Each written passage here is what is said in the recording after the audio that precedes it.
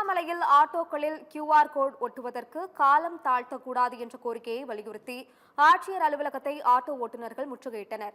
திருவண்ணாமலையில் QR code இல்லாத ஆட்டோக்களை நகர பகுதியில் இயக்க தடை விதிக்கப்பட்டிருந்த நிலையில் QR கோட் ஒட்டப்படாத 220 ஆட்டோக்கள் நேற்று ஒரே நாளில் பறிமுதல் செய்யப்பட்டன. இதை கண்டித்து திருவண்ணாமலை மாவட்ட ஆட்சியர் அலுவலகம் முன் 100க்கும் மேற்பட்ட ஆட்டோ ஓட்டுநர்கள் இன்று சாலை மறியல் போராட்டத்தில் ஈடுபட்டனர். QR கோட் ஒட்டுவதற்கு வட்டார போக்குவரத்து துறையினர் காலதாமதம் செய்வதாகவும் பர்மிட் உள்ள ஆட்டோக்களையும் பறிமுதல் செய்வதாகவும் கூறி ஆட்டோ ஓட்டுநர்கள் கோஷங்கள் எழுப்பினர். QR கோடுக்கு அலைஞ்சுன்னுக்குறோம். இன்னைய வரைக்கும் எங்களுக்கு QR கோடு வண்டி கரண்ட்ல இருக்கிற ஆட்களுக்கு கொடுத்த பாடே கிடையாதுங்க. கிட்டத்தட்ட 15-20 நாள் ஆயிடுச்சுங்க. இது வரைக்கும் கொடுக்கல. வண்டி கேஸ் போட ஆரம்பிச்சிட்டாங்க சார்.